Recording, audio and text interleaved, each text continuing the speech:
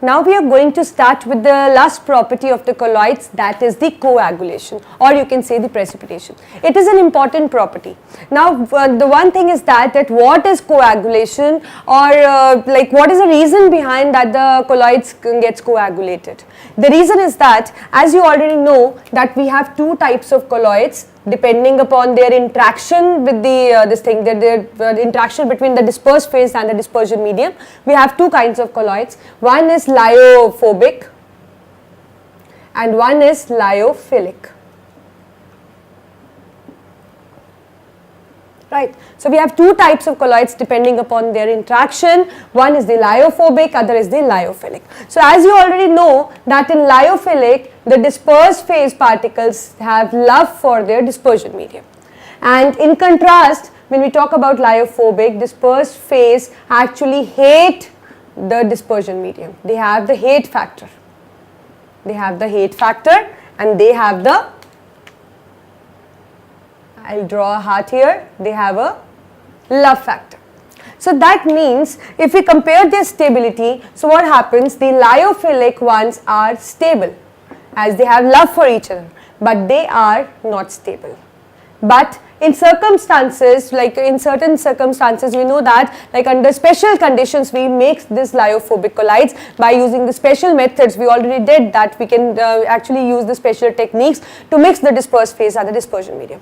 But what happens in the lyophobic, the dispersed phase and dispersion medium is like it is a colloidal solution, but it is not too stable as we compare it with the lyophilic. So what happens in this case, by using certain factors, what we can do, as we all know that whether it is lyophilic or lyophobic, they are charged, they carry a charge, you know that all the colloids carry a charge, and the reason behind that they have charge is an electrolyte or any impurity which is present. We know that. So what happens, like if you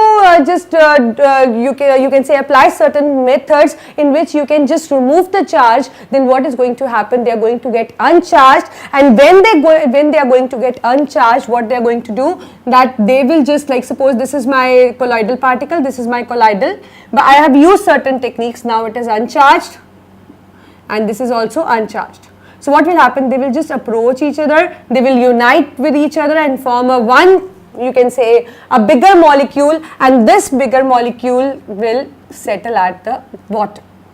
That means we'll get to see that these particles actually coagulate. That means the particles of 1 nanometer and 100 nanometer range particle, they will just when they will become uncharged, they will start coming to approaching each other, and when they will approach each other, they will get fused into each other, and as a result they will form a particle which will be a bigger in size, and likewise it will settle at the bottom. This is something called as coagulation or a precipitation. Now we will be seeing that how we can precipitate the lyophobic colloids, like how we can separate these particles or how we can make these particles settle at the bottom. So what methods we can use actually. So the one is electrophoresis, the other is addition of opposite soles, third is persistent dialysis, next is boiling, and last but not the least is addition of an electrolyte. So see that how we are going to use these methods. The basic thing is that when we are applying certain kind of method, what we need to do, we need to uncharge the colloidal particles, because the moment they will become uncharged, they will start approaching each other, they will fuse with each other, and in return they will form a bigger particle that is going to settle at the bottom. So this is what we are going to see. So we are just going to study the techniques that how we can make the colloidal particle uncharged. So the first is electrophoresis. So what we are going to do here, we have taken this apparatus. This is a platinum electrode, a battery of high voltage obviously, and we have a colloidal sole here. So what happens when we switch on the current, so what happens, these particles, like we know that there are certain colloidal particle with positive charge, we have certain colloidal particle with negative charge, we have these kind of things according to the electrolyte which is present. So what happens when we switch on the current, so as this is a negative electrode and this is a positive electrode, so that means these positively charged colloidal particles will move here, right? So when they will move here, their charge will get neutralized and particle will start depositing here. And likewise, the negative one will go towards the positive pole, they will neutralize their charge and they will start depositing here.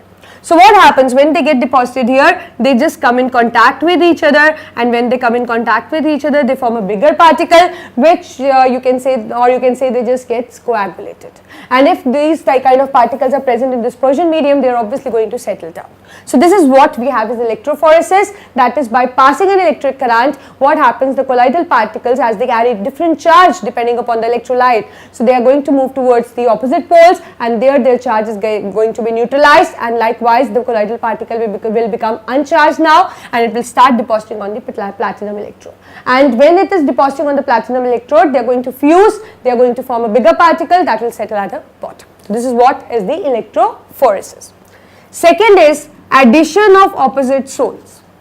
Suppose I have one colloidal particle, this is my one colloidal particle, which you can see is positive charge. As you can see, there are a lot of positive charge which is adsorbed on the surface. Now I am going to add another sole which will carry a negative charge. Obviously it carry a charge, but a charge opposite to that. Suppose it is a positive one, so here I am adding a colloidal particle with a negative charge. Suppose I have a negative one, so I am going to add a colloidal particle with a positive charge. So what in turn they are going to do? So when we will add them, this charge somehow will interact with each other as they are opposite ones. They are going to neutralize.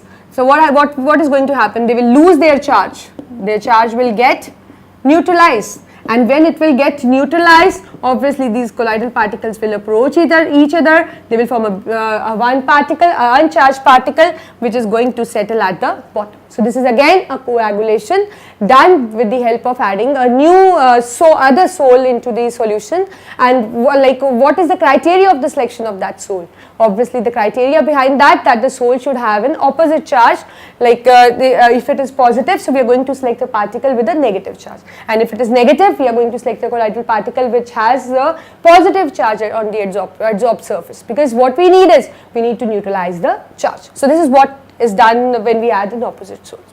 Third is the persistent dialysis. Dialysis, you know that like what we do in the dialysis, there is a membrane. We already did it when we were preparing colloids, that there should be a membrane which allow the selected particles to pass through, right? So what same is going to happen here, but we need a persistent dialysis. That means we need to carry out dialysis for a longer period of time, because we need to uncharge the particles, and for uncharging the particles we need to separate all particles of electrolyte and impurities, so that the sole which is left behind should be uncharged, because at the time they will lose the charge, they will start coming towards each other, and when they will approach each other, they will just get fused into each other, and likewise we will have the coagulation. This is what we are looking for, right? So see what we have here now. We have, this is a membrane, you all know, this is a membrane which is permeable to the smaller particles but not to the bigger particles. So here I have applied an electric field to just speed up the reaction, and persistent, that means we need to do this dialysis for a longer period of time. So what is going to happen here, we have a right. So what is going to happen, like when we will apply an electric field, when a current is switched on, obviously it is going to have an electrolyte. Let us say the electrolyte it possesses is NaCl, and although it has some neutral impurities, this I am showing with green. So what happens, when you switch on the current, these negatively charged particles start moving towards the positive pole, and these positive ones start moving towards the negative. And this membrane is allowing the selective particles to pass through. That means it is allowing the electrolyte and the impurities to pass through, but not definitely the colloidal particles, because they are bigger in size. So, and the neutral impurities, they will just diffuse as such, they will settle at the bottom. So what you are going to have here, obviously when you do this process for a prolonged period of time, you are going to get the colloidal particles. You are going to get the colloidal particles which are uncharged now. They don't have any charge. So obviously they will start moving towards each other, and they will just fuse to form a bigger particle that will settle at the bottom. That means we will see a coagulation occurring in here, and the reason behind that is the persistent dialysis. Next is the boiling. So what do we do in boiling? This is what we have a colloidal particle, you know that it has a charge adsorbed on the surface. So here also I have a colloidal particle in which the charge which is adsorbed is positive one. You can do it with a negative one also, because it hardly matters that what kind of charge it possesses. What matter is that we need to uncharge the colloidal particle. So whether it is with positive charge or whether it is with negative charge, we need to remove that charge, right? So what we do here, we just boil it. We just boil the colloidal solution. So what happens when we boil them, these particles which are adsorbed on the surface, they you can say they gain the energy, their kinetic energy increase, that means they speed up and they start moving away. And we know that when they will move away, we will be left with the colloidal particle which is uncharged. So obviously those uncharged particles start approaching each other, then just getting fused into each other. This is what is the coagulation. And when they will get coagulate, they will form a bigger particle and that will settle at the bottom. So this is what we have done, coagulation with the help of boiling. The reason is that we need to uncharge a particle. Here we uncharge the particle by using an oppositely charged electrode. Here we uncharge the particle by using an oppositely charged soul, so that the neutralization of charge can take place. Here we did it by separating the all charged particles by applying an electric field, and here we are just separating it by heating. So this is what we can do.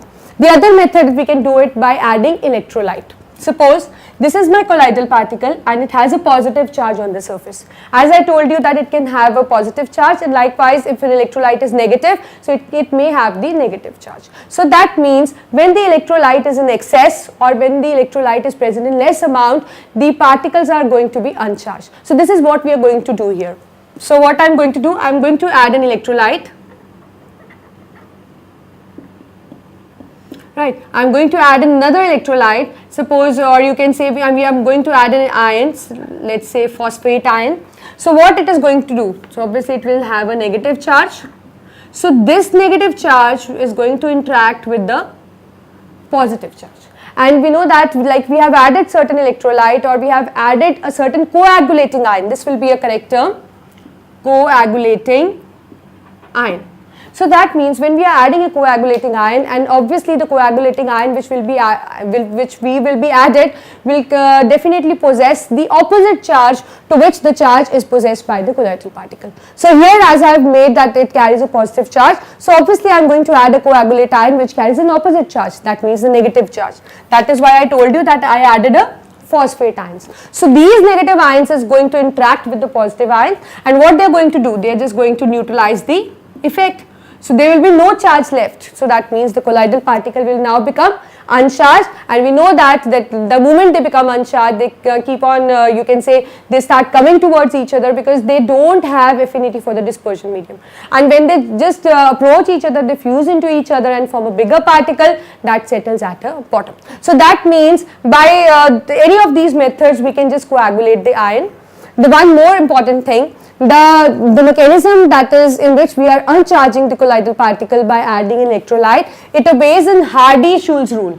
It obeys an Hardy-Schulze rule. What's that? It's that more is the magnitude of the charge, more is the magnitude of the charge of an electrolyte which we are going to add. Or you can say more is the charge of the coagulating ion, more the ion will possess the power of coagulating. That means there should be a balance between the coagulating ion and the ion which is present on it. Or you can say more is the charge on the coagulating ion, more coagulation power it is going to possess, right. So this is what is the adding of electrolyte, and this is what is the Hardy-Schulze rule. So by any of the methods, we can just you can say we can just separate the dispersed phase of lyophobic from the dispersion medium. Now the reason is that do we have any method to coagulate lyophilic sols? As we all know that the lyophilic sols, they have affinity for each other, they actually love their dispersion medium. You know that, I have already written here, they have love for their dispersion medium and they are actually stable. So if we need to coagulate lyophilic, so what do you think, that can we coagulate lyophilic or not? Obviously we can do that, because we know that the reason behind the stability of lyophilic is the two. One is their love for dispersion medium, or we can say due to solvation. That means the dispersed phase gets dissolved in the dispersion medium. And second is the charge. second is the charge which is possessed on it. So that means if we are successful in removing these two factors, that means we can just coagulate the lyophilic soles also. So now the question is that how we can just remove these two factors. So we can do it. Suppose I will make a lyophilic sole here. This is my dispersion medium and this is my dispersed phase.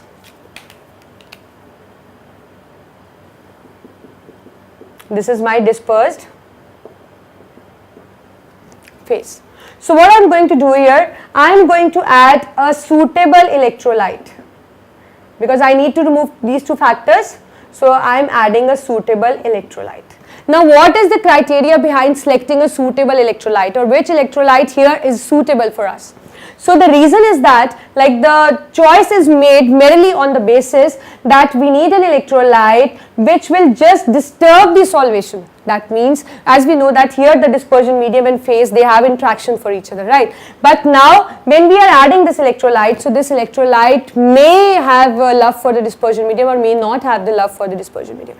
So what is going to happen when we are going to add this electrolyte, it is just going to disturb the balance or disturb the affinity between the dispersed phase and the dispersion medium. That means on adding this, their love for each other is going to get you can say affected. That means they will not further love each other. So that means it is going to disturb this solvation. It is going to disturb this solvation.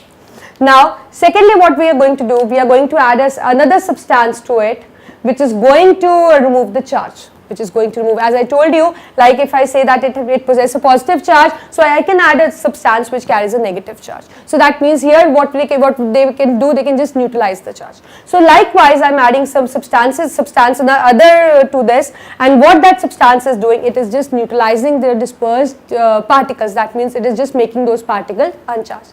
And the moment we just lose these two factors, that means the lyophilic particles will also approach each other, they will fuse with each other, they will form a bigger particle, and at the end of the story what we are going to see that they also get coagulated. They also get settles at the bottom.